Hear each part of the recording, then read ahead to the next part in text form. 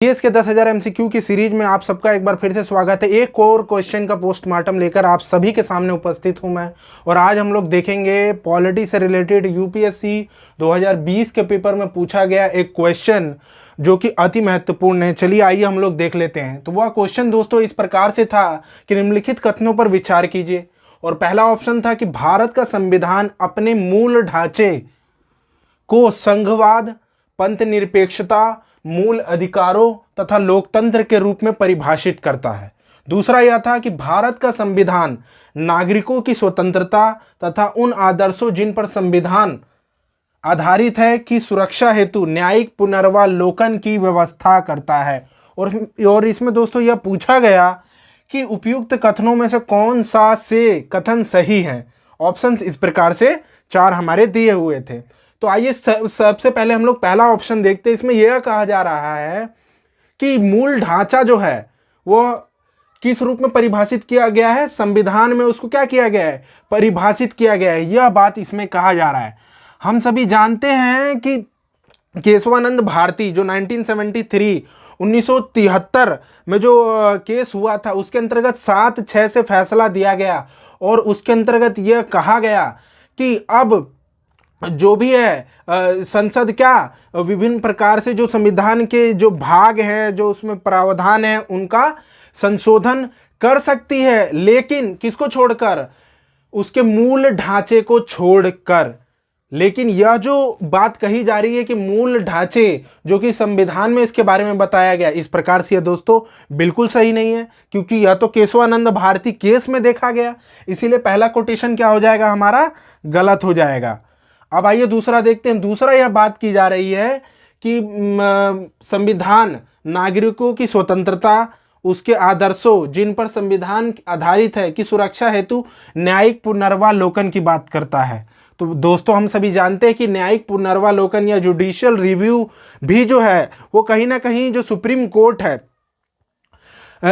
है और इसके साथ ही साथ जो हमारा जो भारत है वो कहाँ से उसको लिया गया है, अमेरिका के संविधान के तर्ज पर अमेरिका को जो संविधान है उससे बेसिकली न्यायिक पुनर्वालोकन को लिया गया है। तो इस प्रकार से हम लोग यह देखते हैं कि यह भी कहीं ना कहीं जो हमारा संविधान है उसमें इसका वर्णन नहीं किया गया है, बल्कि हम लोग यह देखेंगे कि इसके समर्थन में भले ही कुछ आर्टिकल्स हैं। जैसा कि हम लोग आर्टिकल्स की बात करें तो आर्टिकल 13 हो गया, आर्टिकल 32 हो गया, आर्टिकल 226 हो गया, आर्टिकल 137 हो गया।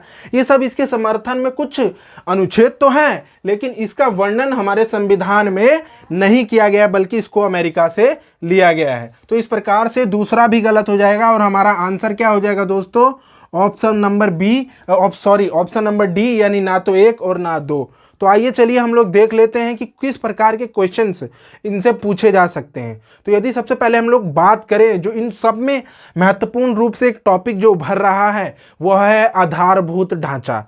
हम सभी जानते हैं कि किस प्रकार से, चाहे वो शंकरी प्रसाद वाद हो, चाहे संजय सिंह वाद हो, चाहे गोलकनाथ का वाद हो, चाहे केशवानंद भारती वाद हो, उसके बाद इंदिरा गांधी वाद हो या इंदिरा साहनी वाद हो, या अंततः बम्बई का वाद हो, इन तमाम वादों के अंतर्गत, इन तमाम केसेस के अंतर्गत दोस्तों हम लोग पाते हैं कि किस प्रकार से सुप्रीम कोर्ट द्वारा यह प्रमुख रूप से कहा गया, खास तौर से केशवानंद भारती बनाम जो केरल राज्य जो एक वाद सामने आया था उसके अंतर्गत यह कहा गया कि भारतीय संविधान में कहीं भी मान लीजिए संशोधन किया जा सकता है, लेकिन जो उसकी मूल ढांचा जो है, जो आधारभूत जो ढांचा है, जो कि संविधान की आत्मा है, जो कि उससे अलग नहीं की जा सकती, उसके बिना क्या है हमारा संविधान में किसी प्रकार का जान नहीं रह जाएगा, उसकी आत्मा ही खंडित हो जाएगी। इसी को मूल ढांचे का नाम दिया गया। लेकिन सुप्रीम कोर्ट द्वारा यह भी कहा गया कि ऐसी कोई लिस्ट हम जारी नहीं कर रहे हैं अभी वर्तमान में कि ये मूल ढांचे हैं, बल्कि यह हम लोग देखते हैं कि किस प्रकार से विभिन्न केसेस जो मैंने आप सभी के सामने अभी नाम लिए, उन केसेस में यह बताया गया और कि किस प्रकार से हमारे क्या क्या मूल ढांचे होंगे, जिसको हमारे संसद